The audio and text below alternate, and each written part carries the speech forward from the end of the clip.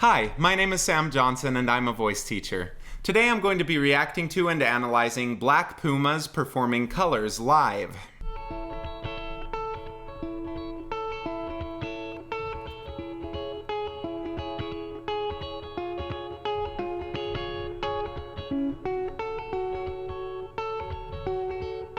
I woke up to the morning sky first.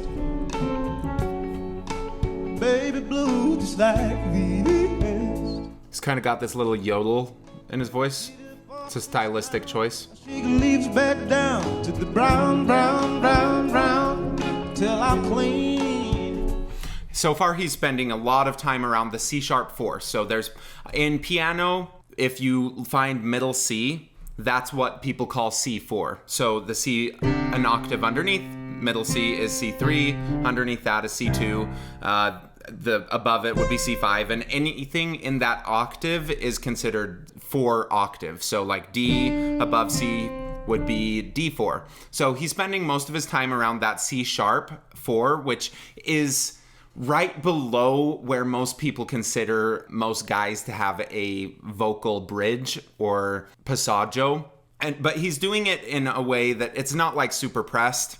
It sounds like he'll be able to continue going higher and it won't blow up. A lot of the time when I'm evaluating a voice, you're able to hear well before they get to any problem spot if they're going to be having any problems. And it's kind of how they approach it. So it sounds like he's approaching it in a way that's going to be sustainable, that's going to work well for him.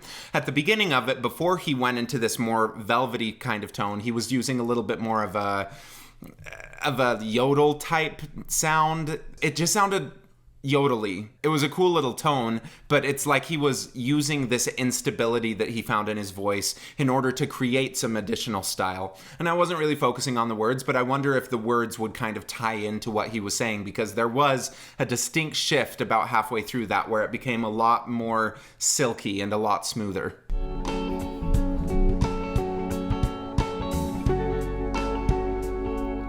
Then I walk where I'll be shaded Nice. by the trees, by a meadow of green for about a mile. I'm headed to town, town, town in style. Yeah, he's every once in a while he's putting just a little bit of extra air through it, which I think sounds awesome. Town, town, town, and then he'll go back into the more, well, less air, the more chord closure compared to air. It's a ratio. So we have control of air, muscle, and vowel. We can kind of let more air get through the muscle. That'll make it a breathier sound. Or if we let less air or more vocal fold closure resisting that air, it'll generally sound a little bit more clear. So you can hear him distinctly going back and forth between those two places. Then at the beginning of some of the words, he just like overdrived it for a second so that you can really hear how strong it is. And then he pulls back all of the resistance, and that lets it go into that yodel kind of place. When he yodels like that, he does yodel into a specific pitch. It's not just like a random pitch that's happening, and that means that the vocal folds are starting from a place that they're nice and thick, and then they are immediately thinning out, not getting nearly as much body of the fold coming together, and we get that nice change in tone. When you're first starting to sing, I wouldn't recommend trying to go for these fun tones immediately. I mean, play around with them, yeah, that's how you learn how to do different stuff. But if you look for a consistent sound, I think that's going to benefit you a lot more in the long run and give you the ability to do this kind of stuff. And I see that a lot with new singers, is they really want to sound like the artists that they love, and so they try to put on all of these stylistic things from the beginning, and it just makes it so difficult to make any changes in the voice because we don't have a basic thing that we're molding. We don't have this blank canvas that we can then paint whatever colors you want onto.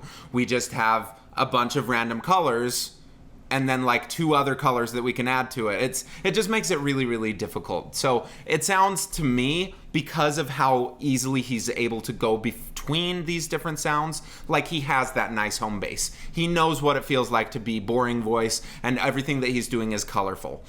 I could be mistaken, but the reason that I think that is because he is getting that nice silky sound, and it's more just a hypothesis of like what's going to happen when he starts going higher. I don't think he's going to have any trouble because of that C sharp, how easily he was able to do that. C sharp is a really good giveaway note. Like if you're going to pull on the C sharp, you're gonna have trouble when you get to the E. Somebody help me sing a song. With all my favorite colors, yes ma'am. I got all my favorite colors right on. I like how relaxed his jaw is. And my brother, see him like no other. All my favorite colors. It's a good day to be, a good day for me, a good day to see my favorite colors. I also love how his face looks while he's switching between all of these different colors and different pitches, because it doesn't look like he's chasing the pitch as he goes higher. You could kind of cut him at any point and it would look like he's singing the same as the rest of it. He's not radically changing what he's doing with his face, what he's doing with his articulators to try to go to any of these different sounds. And that's one of the things that's making it work so well for him. He's just super relaxed in his jaw and his tongue, and everything that he's adding on top of it is like an emotional choice rather than a, oh, here's this high note, I need to reach for it. Because as soon as we start associating the pitch, what we feel, with trying to chase it with our mouth, like reaching for high notes or digging for low notes, it just wrecks everything. They need to be kind of independently controlled, where we're focusing on the word being straight out and then the feeling just moves up and down. And there's nothing you can do about that. The feeling will move up and down. That's just how it works. But we cannot try to force that. Well, we can try, but you shouldn't try to force that feeling to move around. It'll give you much better results if you're able to just think about it being straight out and the word remaining the same like he's doing, and then the feeling is just a result. It's not something that you're trying to control, that you're conscious of, just something that you can kind of follow along with your mind. See, he goes to those high notes and it's just killer. I'm kind of getting Prince vibes from his voice. Take me to the other side, where the baby blues birds fly, sing fly, and gray clouds, or white walls, or blue skies, we gon' fly, feel alright. Somebody help him feel alright out there. It's very spoken, very chatty in how he's delivering it. Like, he's not trying to be ultra metronomic with everything. It's just how would he say the words, and he's letting that become just ultra melodic and holding out some of these nice colors that he's able to get, some of the vowels that he's making that are so beautiful. He's emphasizing those rather than kind of chewing down on them, but it still comes from a place of really lovely speech. There we go. Yeah. And they sound like a So the first two, it sounds like he's staying connected, and then on the third one, he kind of flips up into a falsetto. Fine choice, he's just letting go of that resistance, making it go into the same coordination as kind of that yodel, but he's using more specific vowels. He's using that oo. Oo actually encourages a lot more head voice. So on that second one, I think a lot of people singing along might end up already going into head voice just because that oo kind of pulls it, where if it was on an ah or something, it might be easier to pull up that chest voice. And again, we don't want to pull up that chest voice. So I think the ooh is kind of doing a good job of letting him release naturally. But once he gets up into that falsetto-y place, he immediately came back into a connected place, even though it was the same pitch. So you hear these differences in tone based on how connected he is, how much he's holding on to that kind of chesty or modal sound. The least I can say, I anticipate a homecoming parade as we renegade in the morning. Yeah, now he's well above that C sharp, and he still sounds like him. Colors, yes sir.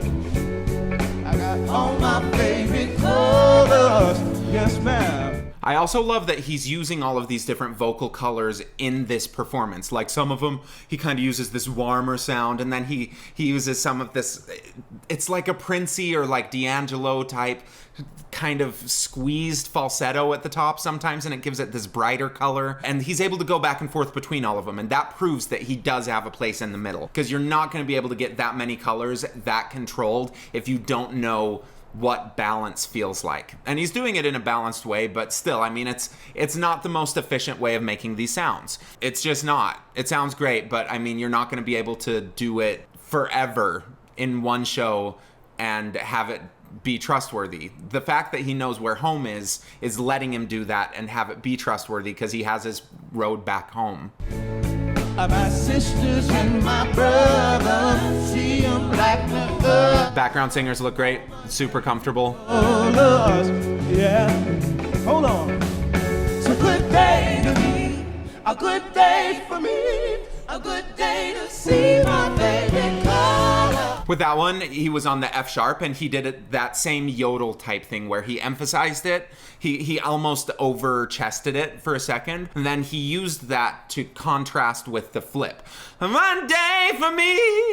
Kind of just lets that flip happen. If it wasn't as chesty, as heavy of a mix right there, I don't think we would hear as big of that flip because it would already be thinning out. He's just using that technical thing of like kind of pushing into it. It sounds more like a choice of how he's trying to deliver the lyric because we have proved that he can sing it gentle. We've proved that he can sing it big. So when he's singing it big like that, he's doing it for a reason. And it's an emotional reason. I don't think that he's consciously like, okay, I'm gonna pop this out. Like going through all of this, what I'm doing right now while you're performing is the death of your performance. You will be miserable. You will be so in your head that you won't be able to make any of these sounds or be expressive. But with him, it's coming from that place of expression. It's not like, okay, I'm going to line this up and whatever. That's dumb. That's for me to do when I'm listening to a voice so that we can know kind of what we can do with it. But if you're actually in the moment thinking that hard, like you're doing something wrong.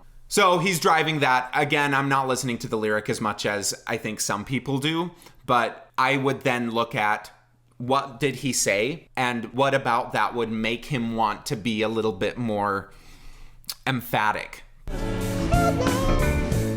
My sisters and my brothers, they feel like no other. Oh, my baby color, yeah. I like that whenever he goes to those small places, that kind of whinier sound, he doesn't blast the air. He's done that breathier falsetto sometimes, so we know he has that color, but he also has this little place where he pulls back all the air. It's not a ton of air, it's not a ton of vocal fold resistance, and then because there's balance, because he's not blasting that air, he's able to do whatever he wants with his vowel. And we are getting a little bit of like tension that I can see in his neck, but some of that could be that he's just like at the end of a phrase. Some of those veins bulging out and stuff, that just happens with people. If you have a low enough body fat, you're just gonna start seeing some of that stuff come out. I guess it would be nice just to double check it and make sure that he's not pushing with it, but everything leads me to believe that, he's not. At the end of phrases, it can get really difficult because you're running out of air sometimes, and that's where some of the tension might come in. And that being at the end of this phrase is kind of indicator of, let's look at that and just double check that it is as easy as we can get it. But it looks pretty easy and it sounds great.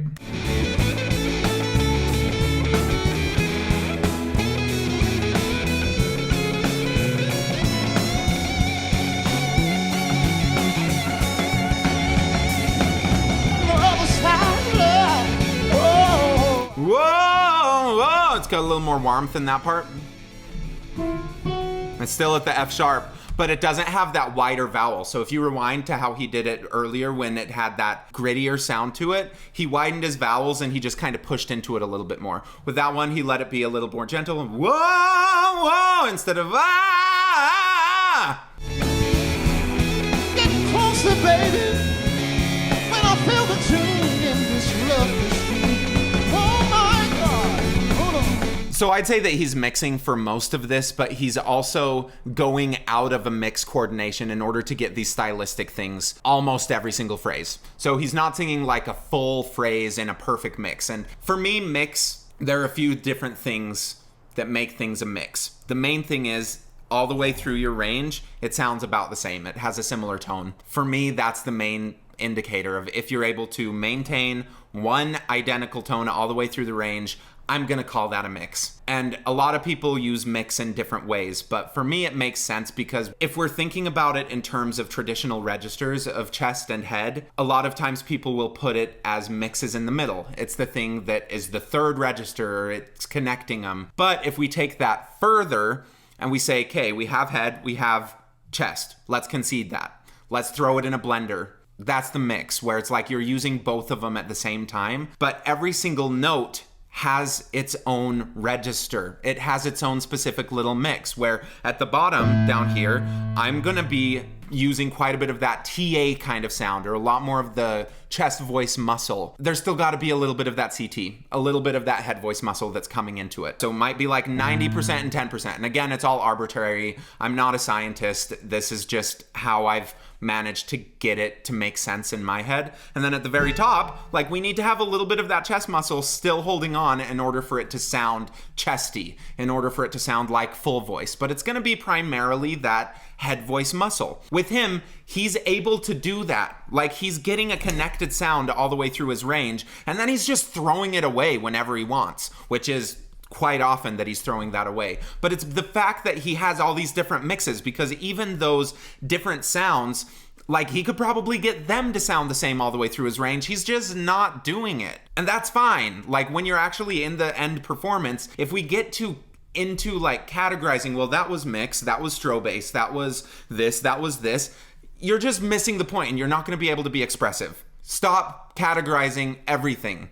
When we're in this mode of analysis and watching things back, you can kind of categorize things, because categories help us make different decisions. However, in the moment, like, if you're thinking, okay, I'm going to do this in my chest voice, I'm going to do this part in my mix and this part down here, you're losing the line.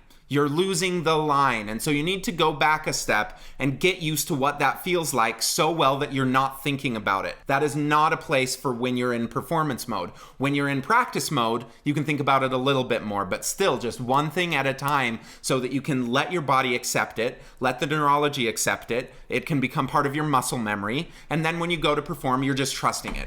I do not think he's thinking about anything other than the colors he's wanting, aka the tone, and what he's feeling to get that. The pitch is written in. He knows what the pitch is sounding like. He doesn't have to think, okay, I'm gonna be sharp here, so I need to do this. No, he's just thinking about the pitch, thinking about the tone that he wants, which is the word and tone I'm using synonymously, vowel, and then he's just going for it. So anyway, get out of your head. I'm on the other side, where the baby blues birds fly. Flies. Just using a little extra air at some of those to get that tone. Oh, white walls, oh, blue skies, we gon' fly. To me, that's like one of the closest to most balanced that I've heard so far. Now we gon' yeah. That time he's holding on a little bit more. It's not flipping as much on the top note. It has such a cool tone. Anticipate a homecoming parade is beeping the gate and I'm all in. Another thing that's making me think that it is mix, or I would define that as mix, is when he's going to that F sharp, he still has dynamic control. It's not just a 10, it's not fortissimo, he's doing sometimes like that, but he's also able to pull it back to these teeny little sounds, which again, like, I don't want to compare him to everyone, but I hear a lot of Prince. Just Prince and D'Angelo, I hear very similar sounds, which is, to me, like, it's kind of a compliment, because those are some of my favorite musicians, but like, it's really interesting how he's taking those sounds, those colors, and making it his own. Lost with all my baby color.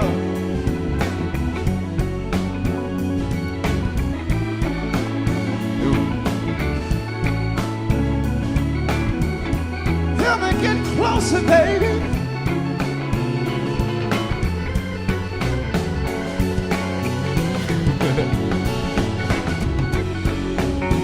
On the other side,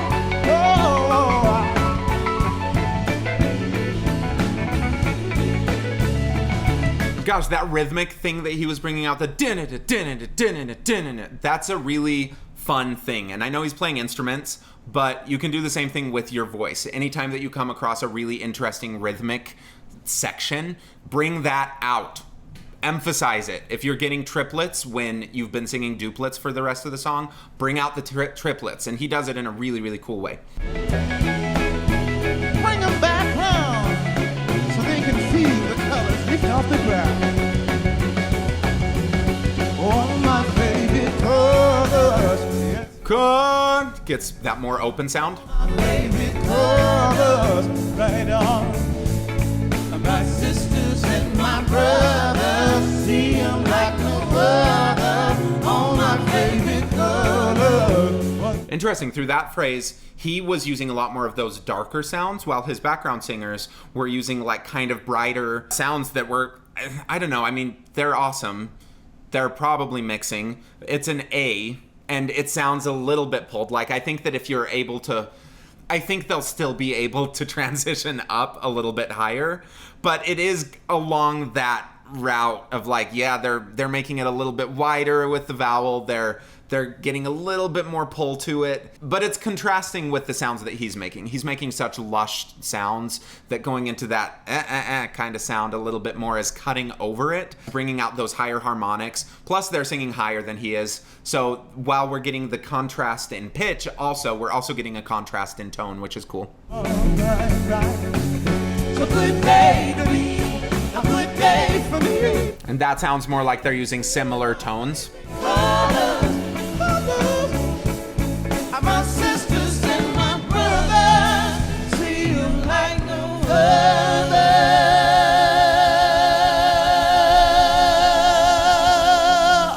He is using a higher larynx sound. Yes, his larynx is a little higher. Still sustainable. Your larynx is going to move around. It's just going to happen. For certain styles of music, for classical music, we don't want it to raise that much. For pop music, it's a lot more acceptable because you're also not using as much force a lot of the time to try to get volume.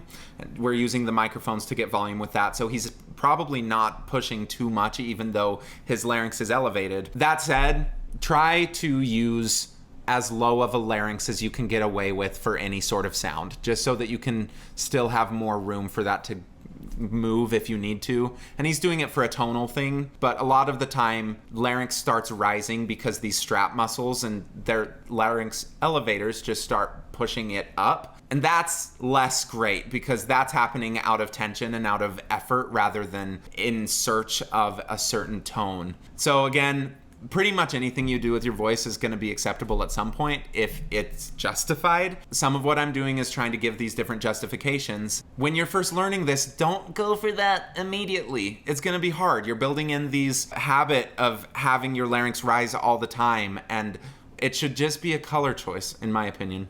Oh, my favorite colors.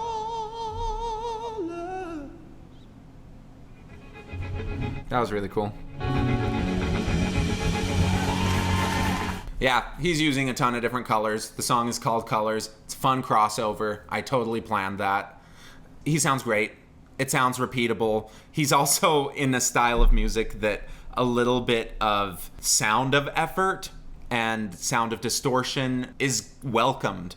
Where with some styles, you don't want that. If you're singing classical, you don't have as many of those colors available to you in a lot of opinions. I mean, good classical singers have a ton of color, a ton of variation, but let's be real. Like, if you sang a classical aria like that, people would be like, what are you doing? And he sings this like this, and we're like, yeah! One is not better than the other, though. It's just that one is more acceptable for this style of music. I love this. I think it sounds great. I'm gonna add them to my library, so that's about all I can say. Thank you for watching. Please like and subscribe. Share this video with your friends if you think that they'd learn something from it. And click the little bell so you can get notified of things, and follow me on Instagram. Thank you.